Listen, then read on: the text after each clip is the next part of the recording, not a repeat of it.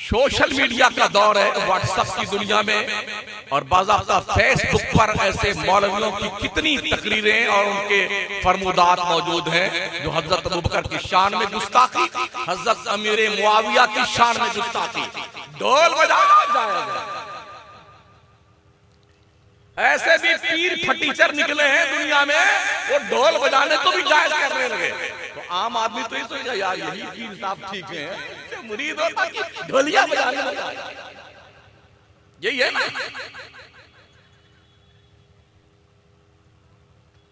पीर से मुरीद होना कोई फर्ज वाजिब नहीं है, कान खोल के सुन लो, सुन्नते मुअक्कदा भी नहीं है।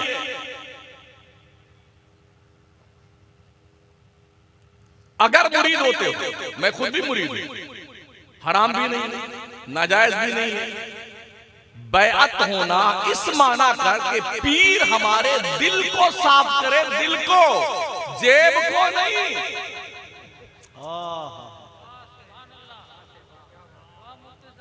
और इस हैसियत से मुरीद हो, अगर पीर गड़बड़ शड़बड़ करने लग जाए तो 3 तलाक़े मुगल्लज़ा देना उस पीर को, ताकि रजा की नौबत ना आए।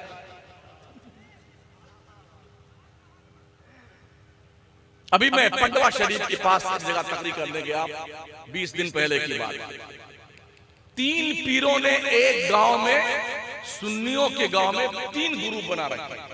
इनका काम यही है, इल्ला माशाअल्लाह। कहा हजरत, जब हम पहुंच गए, 6 महीने से तारीख लेने के चक्कर में थे, बेचारे एक तारीख मिली, हमको ले गए तो कमरे में बंद करके पूरा गांव का अपना हाल दिल नौजवानों ने बताया। हजरत ये मर्ज हमारे गांव का है, अब आप डॉक्टर हैं, इलाज तो आप ही कीजिए, ये मर्ज है। हमने कहा क्या क्या मर्ज है? कहा हजरत यहाँ हालात ये हैं कि हमारी कौम का ये कहना है कि हम तो अल्लाह को जानते नहीं, हमारे पीर साहब ने बताया तो हमारे पीर साहब ही हमारे अल्लाह।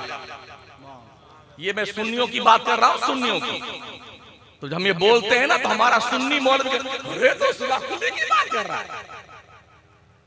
गांव का नाम बता दो, पीरों के नाम बताओ। नहीं, जरूरत पड़ने, जो कोई शख्स ये कहे कि मैंने अपने पीर को ही अल्लाह मान लिया है, वो मुशरिक है, मुर्तद है, इस्लाम के दायरे से खारिज है। दाढ़ी नहीं, 2 मीटर का दाढ़ा लटका के फिर भी वो मुसलमान नहीं है। बोले हम तो मुर्गी भी अपने पीर के नाम काट लेते हैं। ये उन लोगों ने कहा।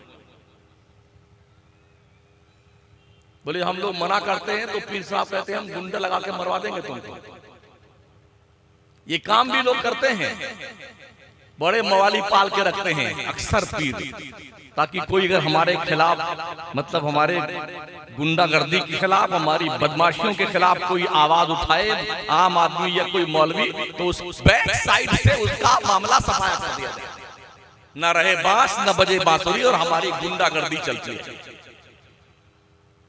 तो उनमें से एक पीर साहब उस जलसे में जलवा फरमाते, मैंने उनको ही हाँ हाँ करवा के तकरीर किया। आने के बाद फोन आया, हजरत कुछ बर्फ पिघल रही है तो एक प्रोग्राम और दे दीजिए।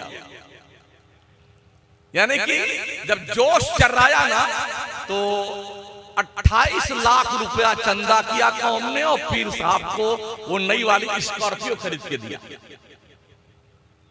तो दूसरे ग्रुप को शौक चर्राया, 65 लाख चंदा किया, पीर साहब को बंगला बना के दे दिया। तेरा बाप भूखे मर रहा तेरे घर पे बेटा, उसको तो कभी नहीं पूछता कि रोटी खाई कि नहीं खाई। तेरी माँ घर में पड़ी ची ची पी पी करती है, कभी पूछा तूने अपनी माँ से खाना खाया तूने कि नहीं खाया? पीर आ जाए तो जूती लेकर जिंदाबाद जिंदाबाद।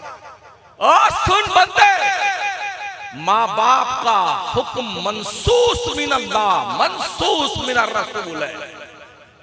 पूरे कुरान में किसी पीर का कोई तज़किरा नहीं है। और माँ बाप का अल्लाह फरमाता हुआ, इम्मा यबलुगन्ना इंदकल किबरा अहदुहुमा औ किलाहुमा फला तकुल लहुमा उफ़्फ़िन वला तन्हरहुमा वक़ुल लहुमा क़ौलन करीमा। ओ बंदो, तुम्हारे माँ बाप दोनों या दोनों में से कोई एक अगर बूढ़े हो जाए तो उनको उफ भी मत कहना, उन्हें झिड़कना भी मत, उन्हें बुलंद आवाज से बात मत करना, उनके दिल को ठेस ना पहुंचाना। अगर बात करने की नौबत आए ना तो बड़ी नरमी से बात करना। जन्नत कहां है पता है? सुन नौजवान, तेरी जन्नत काबा के दीवार के साए में नहीं है। अल जन्नत तहता अक़दामिल उम्महात। इस्लाम के पैगंबर ने फरमाया जन्नत तेरी मां के कदम के नीचे है। जन्नत ढूंढने पीर के पीछे पुछड़ा पड़ के दौड़ते रहते हैं। क्या पीर थे ख्वाजा गरीब नवाज के यार, ख्वाजा उस्मान हारूनी। 20 साल तक मुरीद को साथ में लिए घूमते रहे, साथ में। और ऐसा दिल साफ किया मोइनुद्दीन चिश्ती का, ऐसा दिल। मैं कहता हूं मैं एक वली और पीर को खड़ा करता हूं एक तरफ, और आज की तारीख में पूरे हिंदुस्तान, पाकिस्तान, दुनिया भर के सारे पीरों को इकट्ठा कर लो और मैं ख्वाजा मोइनुद्दीन चिश्ती को एक तरफ खड़ा करता हूं। है कोई उनके बराबर? 70 साल तक ख्वाजा मोइनुद्दीन चिश्ती ने ये पीठ जमीन पर सोने के लिए नहीं लगाई है। शेख अब्दुल कादिर जिलानी ने 40 साल तक इशा के वजू से फजर की नमाज पढ़ी है। आप कितनी पढ़ते? जुम्मा सिर्फ जुम्मा की नमाज, वो भी खुतबा की अजान शुरू होती है तब जनाब तशरीफ का टोकरा लेके आते और यूं आएंगे भैंस की तरह चलते हुए। अगर इमाम साहब हट जाए तो मुसल्ले पे आके बैठे इस प्लानिंग के साथ।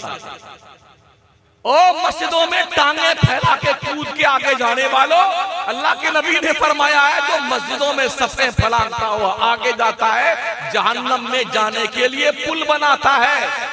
बना लो।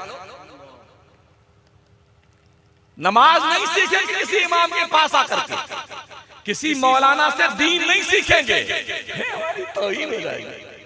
लोग कहेंगे छुटका मौलाना था, उसके पास हमारे अब्बा गए सीखने के लिए। तो जानते हो क्या करते हैं? नियत बांधने के बाद ऐसे तिरछे देखते हैं कि ये कैसे रुकू करता है, उसको देख देख के बेटे रुकू करते हैं। सीखने में शर्म आती है और नमाज पढ़ना नहीं आता है तो उल्टा पुल्टा पढ़े जा रहे हैं। फिर क्या कहते हैं? अल्लाह साफ कबूल कर लेता है। क्या कहते हैं? अल्लाह साफ कबूल कर लेता। कैसे पढ़ लो, अल्लाह साफ कबूल कर लेता है। रमजान शरीफ में ईद के 2 दिन पहले आपका कुर्ता तैयार करके टेलर ने दे दिया, ये ताबीर थोड़ी टेढ़ी कर दी, कबूल कर लेंगे आप? कॉलर छोटी बड़ी कर दी, कबूल कर लेंगे आप? एक कुर्ता कबूल नहीं करते हैं। और आपकी जिंदगी की सबसे इंपॉर्टेंट इबादत नमाज, अहमुल फराइज, अहमुल इबादत, अल्लाह सब कबूल कर लेता है। क्या लॉजिक है तुम्हारी यार? अल्लाह सब कबूल कर लेता है। नमाजों को हल्का जानते हो या ये सोच रखा है चाहे पढ़ो चाहे ना पढ़ो हमारे पीर साहब जन्नत में हमको जरूर लेके जाएंगे। अगर ये भूत सवार है तो इस भूत को उतार दीजिए। कोई पीर जन्नत में ले के नहीं जाएगा, उसको खुद ही नहीं पता है जाएगा कि नहीं जाएगा।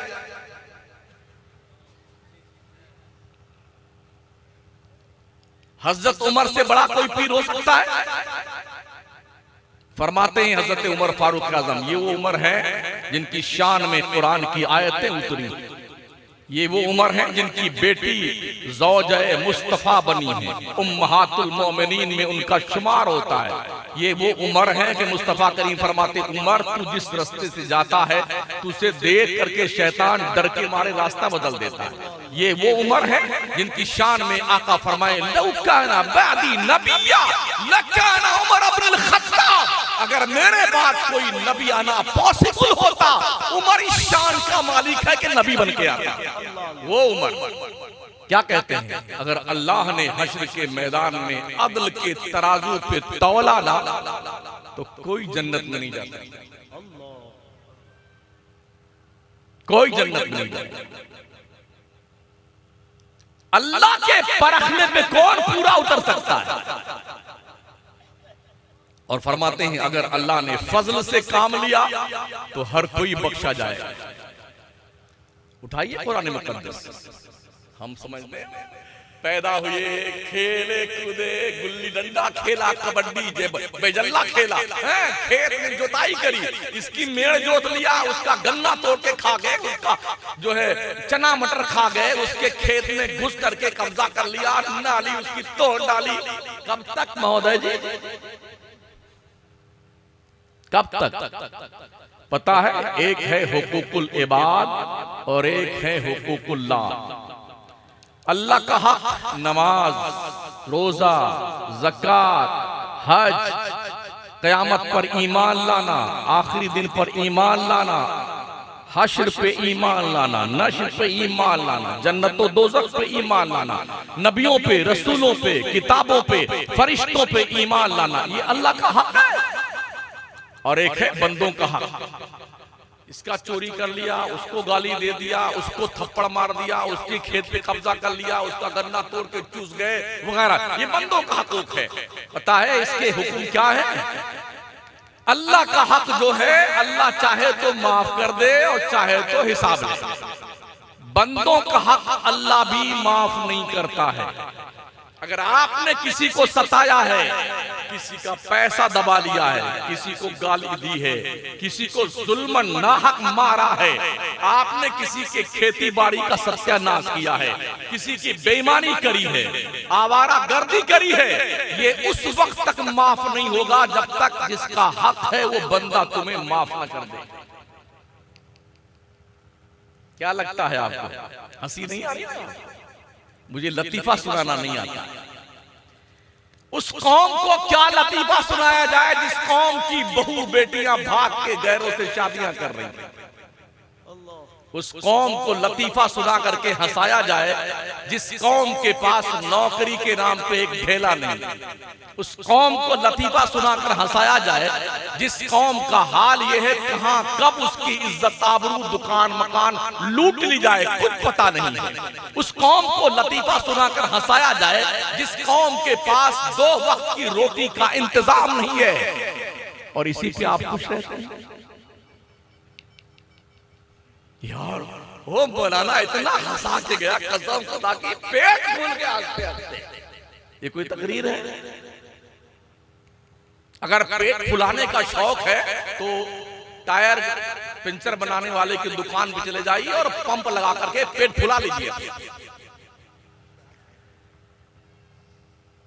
जहन्नम का नाम सुना नहीं सुना है? जन्नत का तो बहुत सुना है। जितने शायर आएंगे, अरे अपनी अम्मा के नाम सुभान अल्लाह बोलिए, कसम खुदा की एक बार सुभान अल्लाह बोलोगे 10 पेड़ जन्नत में तुम्हारे लग गए। तो लोग समझते हैं वाकई में धनाधन अम्मा के नाम, अब्बा के नाम, पीर साहब का दोनों हाथ उठा के बोलो तो दोनों उठाता 10 पेड़ लगे। भाई साहब इस जगह का नाम क्या है? बस दिलिया में अगर 1 सेंटीमीटर आपकी जमीन ना हो और बस्तिया कर अपना ये डुमरियागंज से जा करके जो पौधशाला है वहां से 10 पेड़ ले आइए, कहां लगाएंगे? आपकी 1 सेंटीमीटर जमीन नहीं है पूरे बैडलिया में, पूरे सिद्धार्थ नगर या बस्ती जिला में 1 सेंटीमीटर जमीन नहीं, कहां लगाओगे? जन्नत में प्लाट खरीदा है जो पेड़ लगाएंगे? कि 10 पेड़ लग गए। महोदय जी पहले जमीन तो लीजिए वहां पर जन्नत में। और जन्नत में जमीन कहां से मिलती है? पीर साहब से? जी नहीं, 5 वक्ता नमाज पढ़ोगे तो जन्नत में प्लाट मिलेगा आपको। पढ़िए नमाज। हजरत मूसा पैगंबर का नाम सुना है? बहुत जलाली थे। हजरत हारून भी उनके साथ में रहते थे और बहुत बड़ा बदमाश था उनके सामने जिसका नाम फिरौन है। उसने कहा मैं खुदा हूं, मेरी इबादत करो, मुझे सजदे करो। अच्छा, जिसको पैसे से ज्यादा आ जाते हैं ना, तो थोड़ा वो पगलाना शुरू करता है। ये फितरत है यार। जब आदमी मालदार बनने लगता है तो थोड़ा पगलाना शुरू करता है, वो एक्टिंग बदल जाती है। अपने काबा की हिफाजत हमें खुद करनी है, अब अबाबिलों का लश्कर नहीं आने वाला। छुपाकर आस्तीन में बिजलियां रखी हैं गर्दों ने, अनादिल बाग के गाफिल न बैठे आशियानों।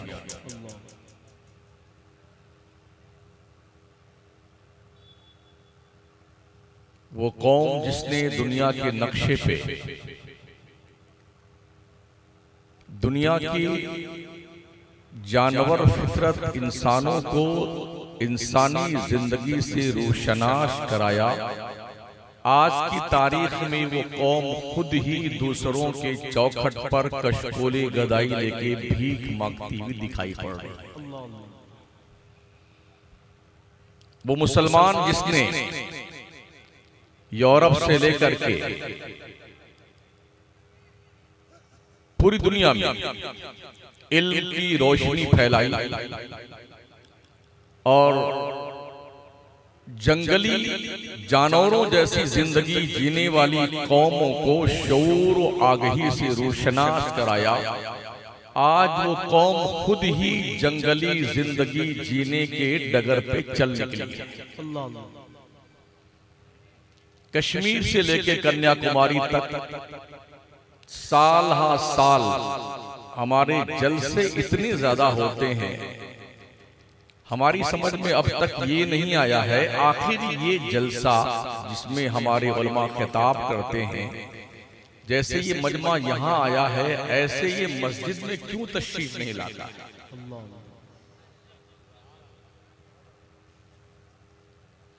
या तो हमारी तकरीर में कहीं ना कहीं गड़बड़ी है, और या फिर आपने जलसों को तफरीह का एक जरिया बना दिया।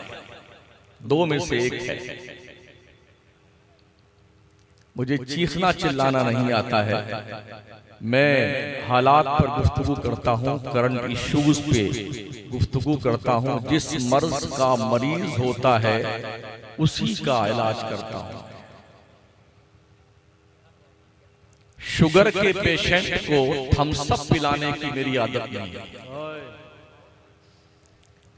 और हार्ट के मरीजों को चर्बी की बोटी खिलाने की आदत नहीं है। जख्म जहां पर है उसी की सफाई करके और वहीं पर हम डिटॉल डाल करके और मरहम पट्टी करने का हुनर सीखे हैं।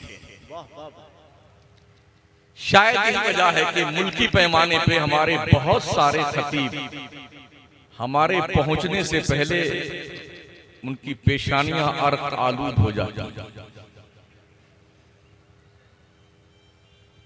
और बहुत जल्दी अपनी बिसाते खिताब समेट करके जलवा फरमा हो जाते हैं। अल्लाह का शुक्र एहसान है, हम तकरीर जमाने के लिए नहीं आते, तकरीर समझाने के लिए आते। यही वजह है कि हम साल भर तकरीर करते हैं, हमारी आवाज नहीं बैठती।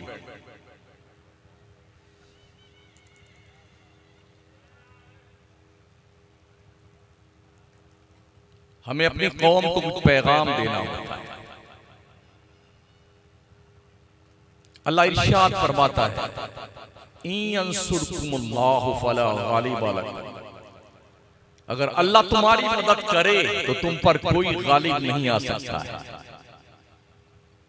वइन यख्ज़ुलकुम, अगर अल्लाह तुम्हारी मदद करना छोड़ दे, फमन ज़ल्लज़ी यंसुरकुम मिन बादी, है कौन जो अल्लाह के बाद तुम्हारी दस्तगीरी कर देगा। ये कुरान शरीफ है, हमारे अब्बा की बात नहीं। दूसरी आयत में अल्लाह फरमाता हुआ, इम्मा युनसियन्नका शैतान फला तक़उद बअद ज़िक्रा मअल क़ौमिज़ ज़ालिमीन, अगर शैतान के वरगलाने से तुमने गलत दोस्तों की महफिल में बैठना शुरू कर दिया है, तो जब तुम्हें बताया जाए कि ये गलत है तो तुम्हारी जिम्मेदारी बनती है कि तुम उस दोस्त की महफिल से उठ करके वहां चले जाओ जहां जाने का हुक्म अल्लाह और उसका रसूल देते हैं। ये कभी मत सोचिए यार हमारे बाद इस दुनिया का क्या होगा, वही होगा जो मंजूर खुदा होगा। हमसे पहले भी जो लोग गए ना दुनिया से, वो यही सोचते थे मेरे बाद दुनिया का क्या होगा। कुछ हुआ दुनिया का? हम भी सोच रहे हैं कि हमारे बाद दुनिया का क्या होगा, कुछ नहीं होगा। इतना परेशान है आदमी, इतना परेशान है, उठा पटक मचा रखी है जिंदगी। ले तेरे की दे तेरे, ले तेरे की दे तेरे। कुछ शऊर तो आना चाहिए। तवज्जो है आप? हमारे बहुत सारे पढ़े लिखे बच्चे भी हैं, आखिर वो लोग क्यों नहीं ट्यूशन की क्लासें खोलते हैं उन बच्चों के लिए जो जिनके पास फीस देने के पैसे नहीं, उन बच्चियों के लिए जिनके पास फीस देने के पैसे नहीं। वो गैरों की कोचिंग क्लास अटेंड करती हैं और उसके बाद उस डगर पे चल निकलती हैं लड़कियां और लड़के, जिन डगर पे जाने के बाद कौम मुस्लिम की नाक यहीं से कटती है। अल्लाह, क्यों नहीं खोलते? मुझे बड़ी खुशी हुई दारुल गरीब नवाज देख कर। अल्लाह सलामत रखे, इसी बामे उरूज पर ले जाए। आज के इस दौर में एक जिम्मेदार इदारे कौम मिल्लत के लिए उस सरमाए से कम नहीं है जो अबदुल आबाद तक मिल्लत के मरी हुई बॉडी में रूह फूंकने का काम करते हैं। वैसे हम तो हैं इसी इलाके के, गौरा चौकी के पास। इधर पहली बार आए। ये फारूकी साहब बैठे हैं, इनके तवस्सुस से अल्लाह ने आपसे मुलाकात का इत्तेफाक अता फरमाया। रहते हैं शहर मकराना में 30 साल से, हम भी दीन का काम करते हैं।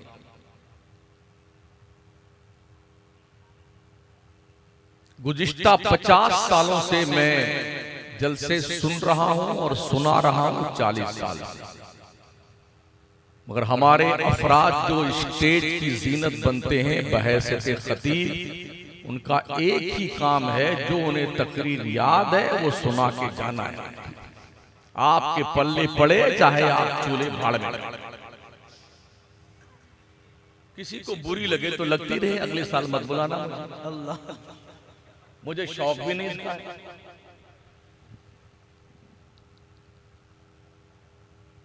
आप बताइए कि मरीज आए डॉक्टर के पास और डॉक्टर जो है वो अपने हिसाब से न कुछ चेक करे न कुछ करे, बस दवा देता रहे, खिलाता रहे, एंटीबायोटिक दवा दे करके मरीज को टरकाता रहे। वो मरीज ठीक होगा कि मर जाएगा? कभी गुर्दा फेल होगा, कभी दिल फेल हो जाएगा एंटीबायोटिक दवा खाते खाते।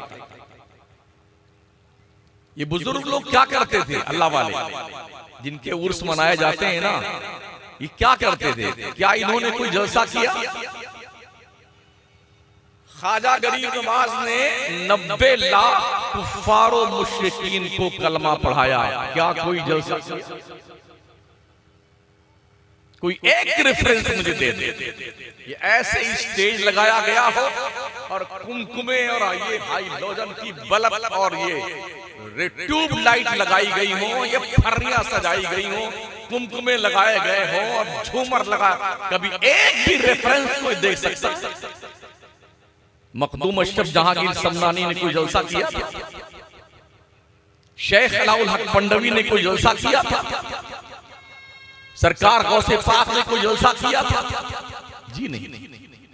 वो जलसे नहीं करते थे, वो जहां बैठते थे वही जलसा हो जाता। खिताब जब वो करते थे ना तो जबान से फूल झड़ते थे, सुनने वाला उसे अपने कशकोले गदाई में लेके बैठता था। देखते देखते दिलों की दुनिया में इंकलाब पैदा होता था, कुफ्र निकलता था और इस्लाम की रोशनी दाखिल होती थी। सुभान अल्लाह। पूरे भारत में हम सुन्नी लोग, अहले सुन्नत वल जमात के लोग चिल्ला चिल्ला करके, चीख चीख करके पैगाम पहुंचा रहे हैं, मगर मामला ये है कि जो पैगाम पहुंचाना चाहिए वो तो पहुंचता नहीं है। बस हम आए, अपनी हमने फॉर्मेलिटी पूरी की और चले गए। जहां भी हम जाते हैं लोगों से ही पूछते हैं। अगर मैं आपसे इस वक्त एक बात पूछ लूं, आप में से कितने ऐसे लोग हैं जिन्हें पता है नमाज की शर्तें कितनी हैं? ये सामने बैठे बता सकते हैं? आखिर क्यों नमाज नहीं पढ़ते? ये जो वली लोग बनते हैं क्या बेनमाजी होते हैं? गौस कुतुब कलंदर जो बने हैं क्या बेनमाजी थे? तो क्या इनके नाम के नारे लगा करके तुम पक्के सुन्नी बन सकते हो? क्या आपने ये नहीं सुना कि गौसे पाक ने फरमाया है जो कोई मुसलमान नमाज नहीं पढ़ता मर जाए तो उसे मुसलमानों के कब्रिस्तान में दफन न किया जाए? हमारा ये नौजवान तबका पूरी रात जागता है और सिर्फ शेर सुनता है, समझता कुछ नहीं है। हु हा हुल्ला वाह वाह वाह वाह वाह क्या बात, जिंदाबाद। और ये गड्डी गड्डी नोट रह जाता है, कुछ पल्ले भी पड़ती है बुद्धू छा, दिमाग शरीफ में कुछ आता है नहीं। आज की तारीख में हमारी न्यू जनरेशन शराब, जुआ, सट्टा, आईपीएल के झगड़े में, रमजान शरीफ के पाकीज़ा महीने में रोजा तो गया बालाए ताक। महोदय जी रमजान शरीफ की नमाजें, तरावी, कुरान की तिलावत सबको पोटली में बांट के ऊपर रख दिया। आईपीएल के चक्कर में बैठे हुए, सट्टा लगाना है, जुआ खेलना है, इतने पैसे आने चाहिए, और उन्हीं को देखो तो अगली सफ में बैठे वाह वाह वाह वाह क्या बात है, सुभान अल्लाह सुभान अल्लाह। अच्छा अजीब अजीब आदमी आया हमारी कौम के लोग।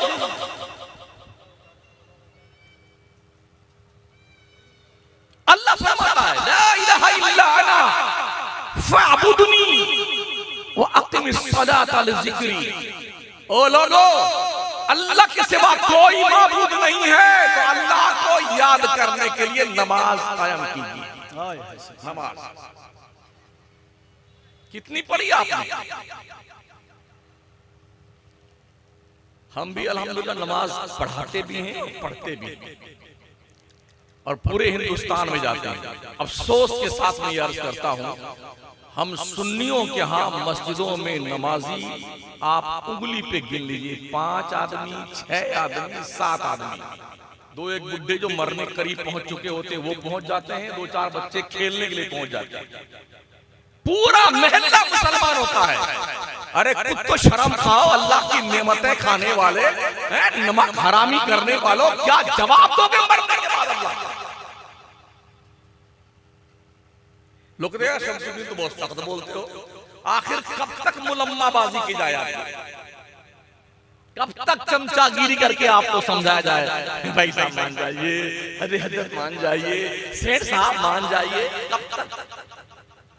मसल मशहूर है ना, अगर सीधी उंगली से घी नहीं निकलता तो फिर क्या किया जाता है?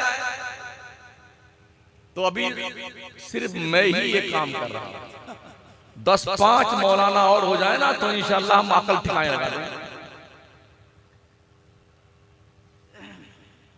इसमें हम सक्षम हैं। कुछ तो ऐसे कर्म फरमाए वो हमको सुन्नी नहीं मानते, बोले यार ये तो कुछ दूसरी बोली बोलता है। हाँ हजरत सुल्लकुल्ली है, अरे इनकी तकरीर से वहां भी बहुत खुश होता है। अबे तू क्यों नहीं खुश होता? तकरीर तो मैं तेरे लिए कर रहा हूं, वहां भी थोड़ी कर रहा हूं। नमाज किस पे फर्ज है? आप पे फर्ज है। गुनाहों से किसने बचना चाहिए? मुसलमान को बचना चाहिए। तो तकरीर तो हम आपकी नहीं कर रहे हैं ना। तो बोले बहुत सारे देवबंदी वहां भी आपकी तकरीरें बहुत सुनते हैं, हम तो सुनाते उन्हीं को हैं। तबलीग किसको की जाएगी? आइए रब से पूछे ना, उदउ इला सबील रब्बिका बिल हिकमत वल मौइज़तिल हसना वजादिलहुम बिल्लती हिया अहसन इन्न रब्बका हुवा अअलमु बिमन दल्ला अन सबीली व हुवा अअलमु बिल मुहतदीन। अल्लाह फरमाता, ओ मेरे बंदो, ओ मौलाना लोगो, ओ दाइयाने दीन, मुफ्ती साहिबान, मेरे बंदों को मेरी तरफ बुलाइए तो प्यार से बुलाइए, मोहब्बत से बुलाइए, हिकमत से बुलाइए, मौइज़े हसना करके बुलाइए। अगर कभी गुफ्तगू करने में तेज तर्रार नौबत आ जाए तो बिल्लती ही आसान, जो खूबसूरत तरीका है उस लहजे में बात कीजिए। सुभान अल्लाह। आप यही गुफ्तगू कर दे तो क्या कहते हैं? आपने तो रद्द नहीं किया जैसे हम करते, मतलब खबीस, मर्दूद, जिन्नात, शैतान। भाई साहब ये वजीफा आप पढ़िए, ये काम मेरा नहीं है, ये मेरा काम नहीं है। अल्लाह फरमाता है, इन्ना रब्बका हुवा आलमु बिमन दल्ला अन सबीली, तुम्हारा रब ही जानता है कि कौन अल्लाह के रास्ते से गुमराह हो जाएगा। वह हुवा आलमु बिल मुहतदीन, वही जानता है कौन हिदायत पाएगा। मेरा काम हिदायत देना नहीं है, मेरा काम हिदायत का मैसेज देना है, पैगाम पहुंचाना है।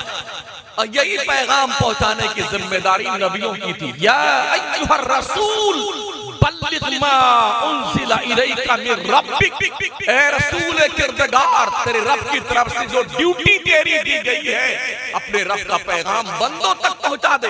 तेरा काम हिदायत देना नहीं है, तेरा काम पैगाम देना। शायद आपको पता हो, हमारे नबी अलैहिस्सलाम बहुत ज्यादा परेशान रहते थे कि मेरे चचा अबू तालिब मुसलमान नहीं हो रहे, कलमा नहीं पढ़ रहे, कलमा नहीं पढ़ रहे। उनके इंतकाल का वक्त करीब आया ना, तो मेरे हुजूर गए, कहा चचा मेरे कान में कलमा पढ़ लो ताकि जन्नत में चले जाओ। तो उनने क्या कहा? नहीं नहीं नहीं नहीं, मुझे तो शर्म आती है अपने खानदान के लोगों से।